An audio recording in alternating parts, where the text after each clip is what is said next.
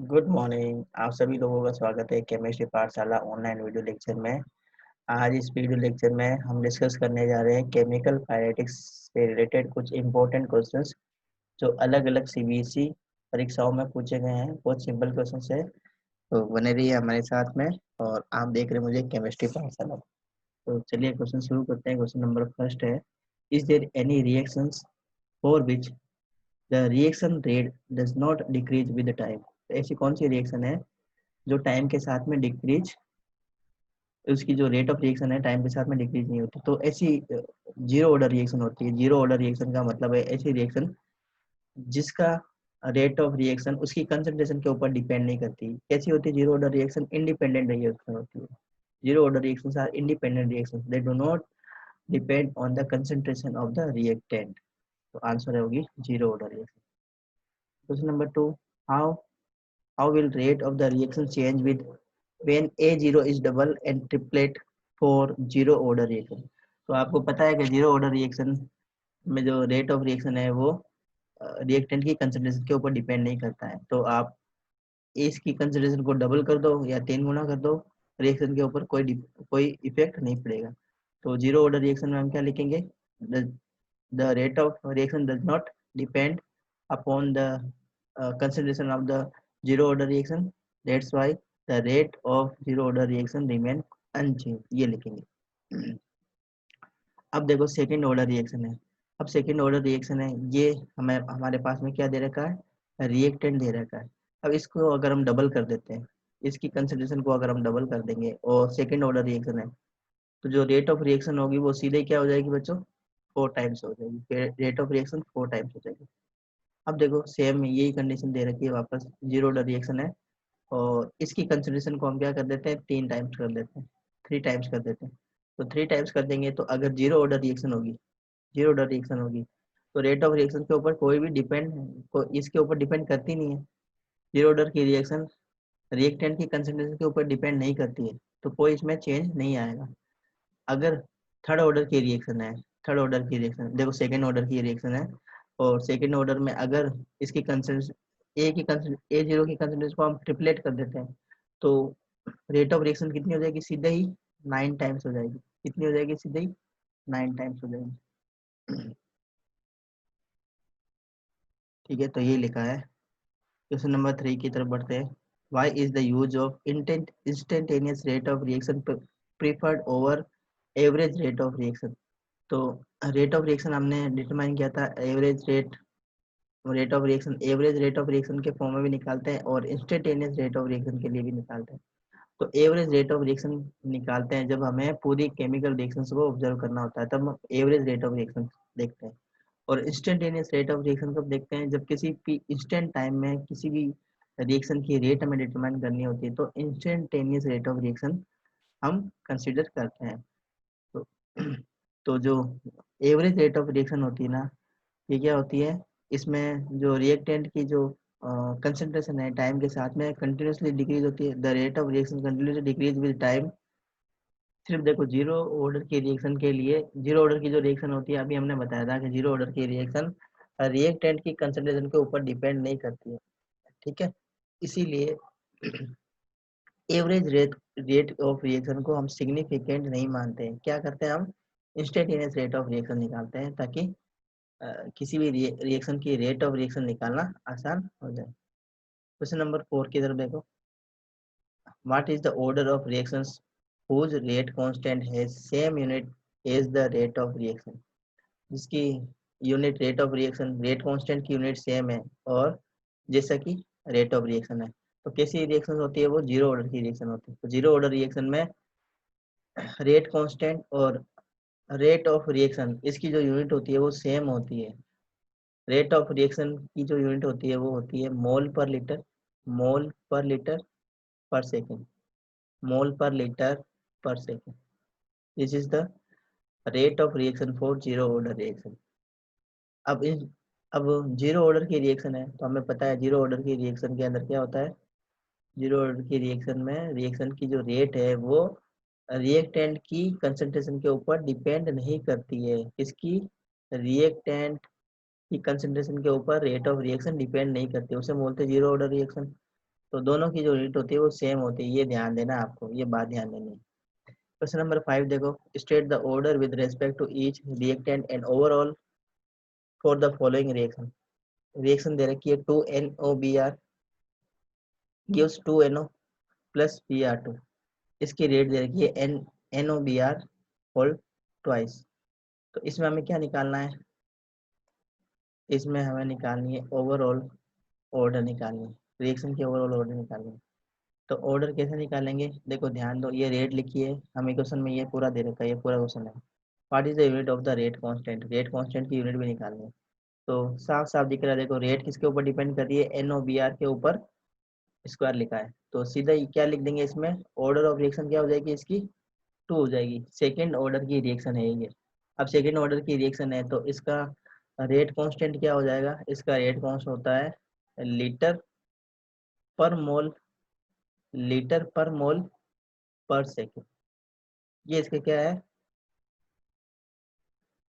Unit है किसकी, rate constant की यूनिट है, क्या हो जाएगी, लीटर पर मोल पर सेकेंड। तो इसको और कैसे लिख सकते हैं, इसको ऐसे लिख सकते हैं, mole inverse litre and second inverse, ऐसे भी हम इसको लिख सकते हैं। सेकेंड ऑर्डर की रिएक्शन के लिए ये रेट कांस्टेंट की यूनिट हमें पता होनी चाहिए। जीरो ऑर्डर की रिएक्शन के लिए क्या होती है, जीरो ऑर्डर की रिएक्शन के लिए होती है मोल पर लीटर पर सेकेंड, और फर्स्ट ऑर्डर की रिएक्शन के लिए होती है second inverse. Second inverse is the unit of rate constant for first order reaction. देखो ध्यान दो, फर्स्ट ऑर्डर रिएक्शन के लिए जो रेट कांस्टेंट है उसकी यूनिट होगी second inverse for first order reaction.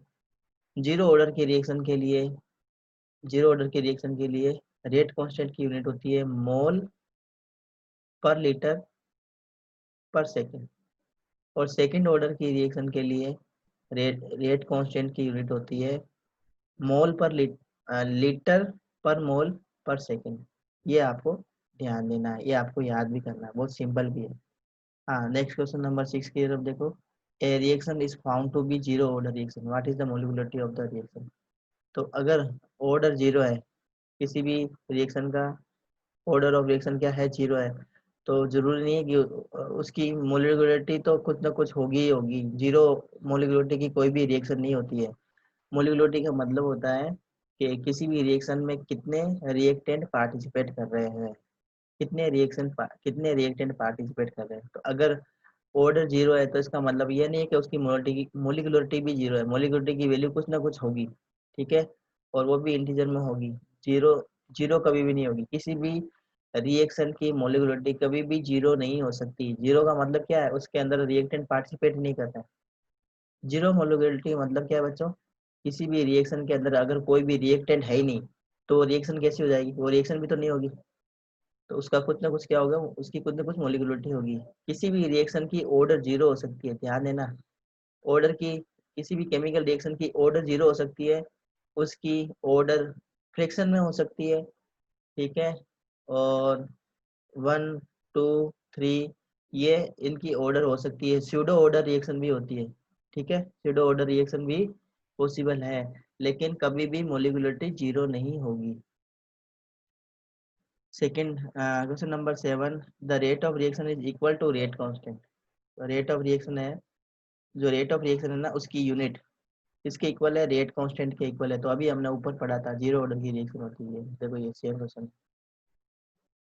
है, इंपॉर्टेंट क्वेश्चन है, ठीक है, तो जीरो ऑर्डर रिएक्शन आ जाएगी इसका answer. Yes, question number 8, how is the rate constant related to the concentration of the reactant. किसी भी रिएक्शन में रेट कांस्टेंट उसकी कंसंट्रेशन से किस टाइप से रिलेट करता है, तो rate constant does not depend upon the concentration of the reactant, ये ध्यान देनी है बात आपको। रेट कांस्टेंट किसी कभी भी उसकी कंसंट्रेशन के ऊपर डिपेंड नहीं करता है। जैसे रेट कांस्टेंट की अगर हम बात करते हैं तो इसमें जीरो ऑर्डर की रिएक्शन आती है, जैसे जीरो ऑर्डर की रिएक्शन है तो जीरो ऑर्डर की रिएक्शन में कंसंट्रेशन, अगर रिएक्टेंट की कंसंट्रेशन कुछ भी हो तो उसके ऊपर इसका इफेक्ट नहीं होता है, इसके ऊपर इफेक्ट पड़ेगा ही नहीं, किसके ऊपर, जीरो ऑर्डर की रिएक्शन जिसमें रिएक्शन की जो रेट है वो रिएक्टेंट की कंसंट्रेशन के ऊपर डिपेंड नहीं करती है। तो यही इसका आंसर हो जाएगा। देखो, rate constant does not depend upon the concentration of the reactant, ये इसका आंसर है। Question number 9, for a reaction 2NH3 gas platinum N2+3H2। अब यहाँ पे दे दिया रेट के, अब यहाँ पे रेट के दे दिया, इसका मतलब क्या है, जीरो ऑर्डर की रिएक्शन, जीरो ऑर्डर की रिएक्शन है। इसका मतलब ये देखो यहाँ पे, ये जो रिएक्शन है ना, इस रिएक्शन में ये क्या है, रिएक्टेंट है, और इस रिएक्शन के लिए जो रेट है वो सिर्फ और सिर्फ क्या है, के दिया है हमने, के लिखा है यहाँ पे। मतलब ये रिएक्टेंट की कंसंट्रेशन के ऊपर डिपेंड नहीं करी, तो ऐसी रिएक्शन कौन सी होती है, जीरो ऑर्डर की रिएक्शन होती है, तो ये जीरो ऑर्डर रिएक्शन है। Right the order and molecularity of the reaction, तो ऑर्डर क्या हो जाएगा, जीरो ऑर्डर रिएक्शन है। मोलिकुलरिटी क्या हो जाएगी, number of molecules that participate in the reaction of the reactant, किसी भी रिएक्टेंट के कितने मॉलिक्यूल्स आपस में पार्टिसिपेट कर रहे हैं रिएक्शन के अंदर, उसे हम क्या बोलते हैं, मोलिकुलरिटी। तो यहाँ पे देखो, ये जो रिएक्टेंट है ना, इस रिएक्टेंट के दो मॉलिक्यूल्स काम में आ रहे हैं, तो इसकी मोलिकुलरिटी क्या हो गई, 2 हो गई। अब इसकी यूनिट लिखो, यूनिट ऑफ के। अब इसकी के की यूनिट क्या होगी, जीरो ऑर्डर की रिएक्शन है, तो जीरो ऑर्डर की रिएक्शन के लिए यूनिट क्या होती है, मोल पर लीटर, मोल पर लीटर पर सेकंड। अभी हमने ऊपर देखा था वही है।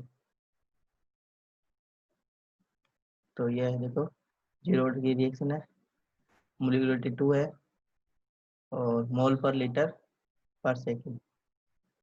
ठीक है।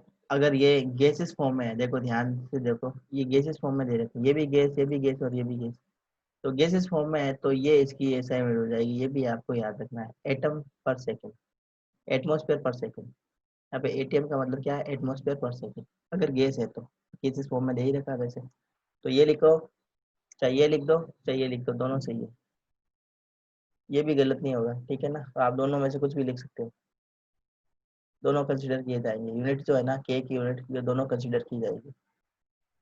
Next question, question number 10, identify the order of A reaction from the each of the following constant. कुछ कांस्टेंट हमें दे दिए, देखो के की वैल्यू हमें दे दी, रेट कांस्टेंट है के यहाँ पे क्या है, रेट कांस्टेंट है। एक रिएक्शन है जिसका रेट कांस्टेंट दे रखा है 2.3 इंटू 10⁻⁵ लीटर पर मोल सेकेंड इनवर्स। तो इसको देख के हमें समझ जाना है कि किस ऑर्डर की रिएक्शन है ये। तो ये सेकेंड ऑर्डर की रिएक्शन है, कौन सी है ये, सेकेंड ऑर्डर की रिएक्शन, ऑर्डर ऑफ रिएक्शन हो जाएगा इसका सेकेंड। फिर इसके लिए ऑर्डर ऑफ रिएक्शन निकालना, देखो सिर्फ ये देखना है हमें, इससे हमें कोई मतलब नहीं है, इस डिजिट से हमें कोई मतलब नहीं है, सिर्फ ये इसकी यूनिट देखो। तो रेट कांस्टेंट की यूनिट दे रखी है सेकेंड इनवर्स, तो ये फर्स्ट ऑर्डर की रिएक्शन। अब देखो ये, हमें इससे कोई मतलब ही नहीं है, नंबर से तो हमें कोई मतलब नहीं है, सिर्फ यूनिट देखो, मोल पर लीटर पर सेकेंड, तो ये जीरो ऑर्डर रिएक्शन है, ये क्या हो गई, जीरो ऑर्डर रिएक्शन। तो ऐसे हम इसको निकाल सकते हैं। आई थिंक समझ में आया होगा आपको। अगर आपको समझ में आए, क्वेश्चन अच्छे लगे, तो लाइक कीजिएगा, चैनल को सब्सक्राइब कीजिएगा, और नोटिफिकेशन बेल को दबाइएगा, ताकि आपको नोटिफिकेशन न्यू वीडियो के मिलते रहें। क्वेश्चन नंबर 11 देखेंगे, for the reaction ester plus H plus, क्या मिलता है हमें, एसिड मिलता है और एल्कोहल मिलता है। अब इसकी जो रेट है ना, वो रेट किसके ऊपर डिपेंड कर रही है, सिर्फ एस्टर की कंसंट्रेशन के ऊपर डिपेंड कर रही है, एस्टर की कंसंट्रेशन के ऊपर डिपेंड कर रही है, और H प्लस की कंसंट्रेशन के ऊपर डिपेंड नहीं कर रही है। देखो यहाँ पे जीरो लगा है, जीरो का मतलब H प्लस की कंसंट्रेशन के ऊपर इसकी रेट डिपेंड नहीं कर रही है। किस टाइप की रिएक्शन होगी बच्चों, फर्स्ट ऑर्डर की होगी, क्योंकि सिर्फ एस्टर की, तो एस्टर के ऊपर पावर क्या है, 1 है, कोई लिखा नहीं है, तो उसका मतलब हम क्या मानेंगे, पावर इसकी 1 मान लेंगे। तो इसकी रेट ऑफ रिएक्शन क्या हो जाएगी, इसकी ऑर्डर ऑफ रिएक्शन क्या हो जाएगी, 1 आ जाएगी। इसके लिए तो जीरो है और ये हो गई 1, तो ऑर्डर निकालने के लिए अगर इस टाइप से दे रखा होता हो तो 1 + 0 करो, तो आंसर आएगा 1। ठीक है, 1 आ गया हमारे पास में आंसर इसका, order of reaction. Next question देखो, question number 12, for the assume reaction x2 + 2y2 gives 2xy2, write the rate equation in terms of rate of disappearance of y2। तो इसकी टर्म्स में हमें लिखना है, क्या लिखना है हमें, रेट ऑफ इक्वेशन लिखनी है, रेट इक्वेशन लिखनी है। रेट ऑफ इक्वेशन कैसे लिखेंगे, बहुत सिंपल है, जितने स्टाइकोमेट्रिक कोएफिशिएंट दे रखे होते हैं उसको क्या कर दो, 1/2 में कर दो। जिससे इस 1 डिवाइडेड बाय स्टोइकोमेट्रिक कोएफिशिएंट कर दो, 1 divided by stoichiometric coefficient.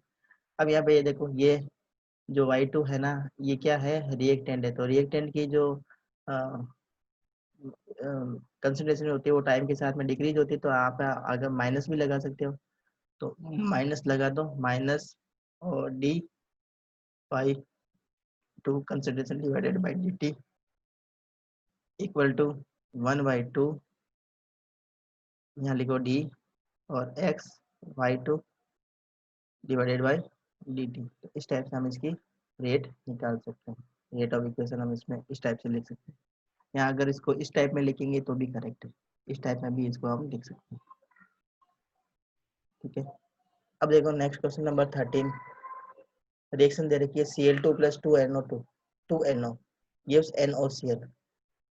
Rate law is expressed is rate KNO की power 2 and Cl2।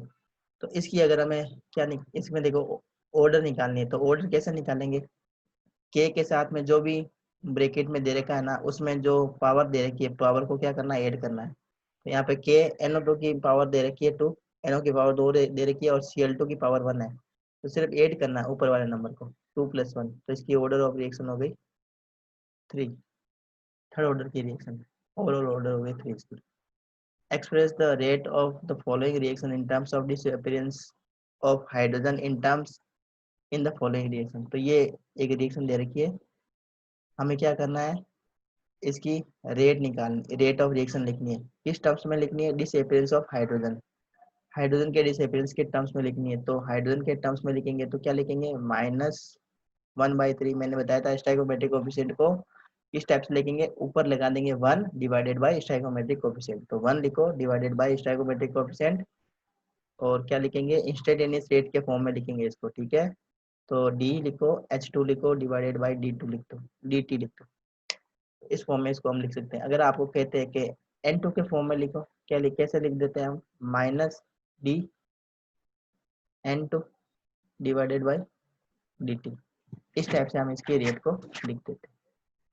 Next question number 15। The decomposition reaction of the ammonia gas on platinum surface has a rate constant K 2.5 10⁻⁻⁴ mole per liter per second. What is the order of reaction? तो इस type के reaction के लिए सिर्फ हमें क्या देखना होता है, ऑर्डर निकालने की जरूरत ही नहीं है। सिर्फ ये देखो आप, तो इसकी यूनिट देख लो, ये यूनिट क्या लिखा है, मोल पर लीटर पर सेकंड। ये किसके लिए आता है, मोल पर लीटर पर सेकंड, जीरो ऑर्डर की रिएक्शन के लिए आता है। तो जीरो ऑर्डर की रिएक्शन इसका आंसर हो गया। और हमें याद भी रख सकते हैं, जो अमोनिया का डिकम्पोजिशन होता है ना, अमोनिया का decomposition of ammonia always zero order reaction. ये इसकी कंसंट्रेशन के ऊपर डिपेंड करता ही नहीं। ठीक है, ये जो अमोनिया का डिकम्पोजिशन है वो अमोनिया की कंसंट्रेशन के ऊपर डिपेंड नहीं करता है, सिर्फ ये कैटलिस्ट से काम हो रहा है, पूरा पूरा यहाँ पे काम कैटलिस्ट की हेल्प से हो रहा है। तो अमोनिया की कंसंट्रेशन कम रखो ज़्यादा रखो कोई फर्क नहीं पड़ता, क्योंकि जीरो ऑर्डर की रिएक्शन है। इसकी जो रिएक्शन है ना, रेट ऑफ रिएक्शन, वो रिएक्टेंट की कंसंट्रेशन के ऊपर डिपेंड ही नहीं करता। तो एक तो दो तरीके हैं इसको फाइंड करने के। एक तो आप क्या करो, यूनिट को देखो, यूनिट को देखने से आपको आइडिया हो जाएगा कि किस टाइप की ऑर्डर ऑफ रिएक्शन है।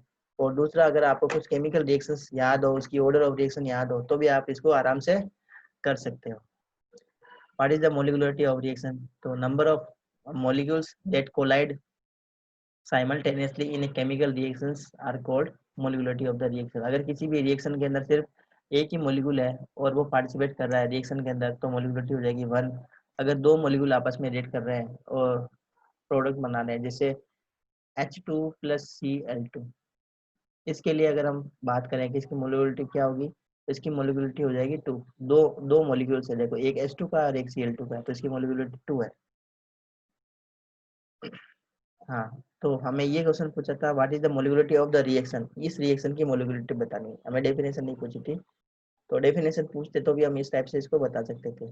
तो ये रिएक्शन है, इसके लिए हमें मोलिकुलरिटी बतानी थी। तो यहाँ पे देखो क्लोरीन है, क्लोरीन, तो क्लोरीन का यहाँ पे सिर्फ एटॉमिक फॉर्म में दे रखी है, तो इसका जो मोलिकुलरिटी होगी बच्चों की क्या हो जाएगी, यूनिमोलिकुलर रिएक्शन है ये। इसको देखो हम इस टाइप से लिख सकते हैं, यहाँ लिख दो Cl2 और आगे लगा दो हाफ, तो ये हो जाएगा ना Cl हो जाएगा। तो हम इसको इस फॉर्म में लिख सकते हैं। तो इसकी मोलिकुलरिटी क्या है, यूनिमोलिकुलर है। ऐसा नहीं बोलना कि इसकी मोलिकुलरिटी हाफ है, हाफ कभी मोलिकुलरिटी होती नहीं है, कम से कम एक मोलिकुल तो पार्टिसिपेट करेगा ही करेगा रिएक्शन में। कभी आधा मोलिकुल भी काम पार्टिसिपेट करता है क्या केमिकल रिएक्शन में, नहीं करता। कभी भी आधा मोलिकुल काम आता ही नहीं है केमिकल रिएक्शन में। कम से कम एक वन मोलिकुलरिटी तो होनी चाहिए, कम से कम किसी भी रिएक्शन की मोलिकुलरिटी कम से कम एक होगी, और जैसे दो तीन भी हो सकती है, तीन से ज्यादा नहीं होगी। मोलिकुलरिटी तीन से ज्यादा पॉसिबल भी नहीं है, ये ध्यान देना। मोलिकुलरिटी जो है ना किसी भी रिएक्शन की मोलिकुलरिटी तीन से ज्यादा पॉसिबल नहीं है, क्योंकि उसमें इफेक्टिव कोलिजन नहीं होता, मतलब एक साथ में कोलिजन पॉसिबल नहीं है। एक से ज्यादा अगर मोलिक्यूल हो जाते हैं ना, तो सबको क्या करना होता है केमिकल रिएक्शन में, सबको एक दूसरे से कोलाइड करना होता है। एक एक दूसरे से कोलाइड करेंगे तो उसको हम मोलिकुलरिटी में काउंट करेंगे। तो अगर तीन से ज्यादा अगर मोलिक्यूल हम ले लेते हैं, तो ये आपस में कोलाइड करके रिएक्शन करेंगे या नहीं करेंगे, इसकी कोई पॉसिबिलिटी नहीं है। तो मोलिकुलरिटी तीन से ज्यादा नहीं होगी, या बहुत कम केसेस में तीन से ज्यादा हो सकती है, लेकिन वो एक्सट्रीम कंडीशंस के अंदर एप्लीकेबल होती है। ठीक है। Question number 17, the decomposition of ammonia on platinum surface, chemical reaction दे रखी है 2NH3 platinum N2+3H2 is a zero order. अब देखो आप ये भी साथ में देखते रहना, ये सीबीएसई में सैंपल पेपर में क्वेश्चन पूछा हुआ है, ये भी सीबीएसई के सैंपल पेपर का क्वेश्चन है। ये AISB का है, ये DSB का है, दिल्ली स्टेट बोर्ड का क्वेश्चन है। ये DSB का बोर्ड का क्वेश्चन है, दिल्ली स्टेट बोर्ड का। Is zero order reaction with के की वैल्यू दे रखी है, देखो 2.5 10⁻⁴ मीटर मोल पर सेकेंड, मोल पर सेकेंड में दे रखी है। What is the rate of the production of N2 and H2, इनकी रेट क्या होगी। तो कैसे करेंगे, देखो सिंपल है, हमें क्या करना है, रेट ऑफ द प्रोडक्ट, इसकी रेट निकालनी है, ये कितने बनेंगे, है ना। और जीरो ऑर्डर रिएक्शन है, पहले हमें यही बता दी जीरो ऑर्डर रिएक्शन है। तो जीरो ऑर्डर रिएक्शन के लिए ये कर लो आप, देखो N2 2NH3, इसके लिए के की वैल्यू ये बता दी हमें 2.5 10⁻⁴। तो ये फॉर्मूला लगा देंगे पहले, तो आपको पता ही है, जो ये रिएक्टेंट है ये टाइम के साथ में कम होता है ना, तो इसके लिए लगाएंगे -12 NH3 bracket divided by D2 equal to करके N2, ये N2 लगाया N2 divided by dt equal to 1/3, क्योंकि अभी हमने बताया था कि जो भी स्टाइकोमेट्रिक कोफिशिएंट होते हैं उसको 1 डिवाइडेड बाई स्टाइकोमेट्रिक कोफिशिएंट के फॉर्म में लिखते हैं, ताकि दोनों की सबकी क्या हो जाए, होमोजेनिटी हो जाए। तो ये देखो, ये जो वैल्यू है ना, ये किसके बराबर है, ये वैल्यू इसके बराबर है, और ये जो वैल्यू है ये इसके बराबर है, और इनकी यूनिट क्या है, इनकी वैल्यू क्या है, ये के की वैल्यू ये दे रखी है। तो अब ध्यान से देखेंगे, ये देखो दो डिकम्पोज हो रहे हैं, तो ये एक मॉलिक्यूल ये बन रहा है। तो दो डिकम्पोज होने की जो वैल्यू के की वैल्यू दे रखी है 2.5 10⁻⁴, तो N2 की वैल्यू भी क्या हो जाएगी, सेम हो जाएगी ना, सेम हो जाएगी ना। देखो ये दो टूट रहे हैं तो ये एक मॉलिक्यूल बन रहा है। यहाँ पे दो के टूटने की जो के लिए जो के की वैल्यू दे रखी है ना, वो दे रखी है, रेट कांस्टेंट की वैल्यू दे रखी है 2.5 10⁻⁴ मोल पर लीटर, ये दे रखी है। तो इसके लिए भी वही हो जाएगी, rate of production of N2 same हो जाएगा ना। देखो ये दो टूट रहे हैं तभी तो ये एक बन रहा है, तो सेम बन गया। अब यहाँ पे देखो, ये दो अमोनिया ब्रेक हो रहे हैं, यहाँ दो अमोनिया ब्रेक हो रहे हैं, दो अमोनिया ब्रेक हो रहे हैं, और तीन हाइड्रोजन के मॉलिक्यूल बन रहा है, दो अमोनिया से तीन हाइड्रोजन के मॉलिक्यूल बन रहा है। तो यहाँ पे स्टोइकोमेट्रिक कोएफिशिएंट अलग अलग है। तो कैसे लिख देंगे हम, 1/2 NH3 की वैल्यू दे रखी है कितनी, 2.5 10⁻⁴। तो अब हमें निकालना है 3NH2 के लिए। तो क्या कर देंगे, 1/3 है ना, ये जो 3, ये इसकी वैल्यू हमें पता है, ये दे रखी है इसकी वैल्यू 1/3, इसकी वैल्यू दे रखी है ये अमोनिया के लिए। तो 3 को इससे मल्टीप्लाई कर देंगे, 3 को इससे मल्टीप्लाई कर देंगे तो हमारे पास में आंसर हो जाएगा। बहुत सिंपल है, न्यूमेरिकल है, और इसको आप अच्छे से करके देखना, नहीं समझ में आया तो मुझे पूछना, मैं बता दूंगा आपको। Yes, question number 18, if the concentration be expressed in mole per litre unit and time in second, time को अगर सेकंड में लिखते हैं, कंसंट्रेशन को मोल पर लीटर में लिखते हैं, what would be the unit for the rate constant के जीरो ऑर्डर की रिएक्शन के लिए। तो जीरो ऑर्डर के लिए तो क्या हो जाएगा, यही हो जाएगा, रेट कांस्टेंट के की वैल्यू निकालनी है, जो के ना रेट कांस्टेंट उस जीरो ऑर्डर रिएक्शन के लिए हमें यूज की यूनिट लिखनी है। तो क्या लिखेंगे, मोल पर लीटर, मोल पर लीटर पर सेकेंड। ठीक है, और फर्स्ट ऑर्डर के लिए हम क्या लिखेंगे, सेकेंड इनवर्स। ये अभी हमने देखा था, वही है, वापस घूम फिर के वही उसी टाइप से क्वेश्चन आ रहा है। तो आई थिंक ये क्वेश्चन आपको समझ में आए होंगे। 18 क्वेश्चन हमने टोटल कंप्लीट कर लिए अभी तक, तो ये समझ में आए होंगे आपको। तो ये देखो, ये फर्स्ट ऑर्डर की रिएक्शन के लिए, या फर्स्ट ऑर्डर की रिएक्शन जो थी ना, इसके लिए के की यूनिट निकल गई। और ये जीरो ऑर्डर के लिए, तो जीरो ऑर्डर के लिए होती है मोल पर लीटर पर सेकंड। और फर्स्ट ऑर्डर के लिए होगी सेकंड इनवर्स। और जो सेकंड ऑर्डर की रिएक्शन है उसके लिए होती है बच्चों लीटर मोल इनवर्स सेकंड। या इसको हम कैसे लिख सकते हैं, mole inverse litre second inverse. ये क्या है, सेकंड ऑर्डर रिएक्शन के लिए रेट कांस्टेंट है, के की value for second order reaction. Yes. फिर देखो आइडेंटिफाई करना है रेट ऑफ रिएक्शन फॉर। अब देखो रेट ऑफ रिएक्शन के की वैल्यू दे दी है आपको, के की वैल्यू दे के आपको इसकी ऑर्डर ऑफ रिएक्शन पूछा है। तो लीटर -1 मोल और सेकंड इनवर्स दिया है। तो ये एक्चुअल में क्या है, मोल पर लीटर पर सेकंड है, तो जीरो ऑर्डर रिएक्शन है। ये देखो लीटर मोल इनवर्स और सेकंड दे रखा है, तो ये सेकंड ऑर्डर की रिएक्शन है। अभी हमने देखा था ये सेकंड ऑर्डर की रिएक्शन, ये वाली है ना। तो इसको हम इस टाइप से लिख सकते हैं, ये इसको आगे लिख दो, इसको पीछे लिख दो, क्या फर्क पड़ता है।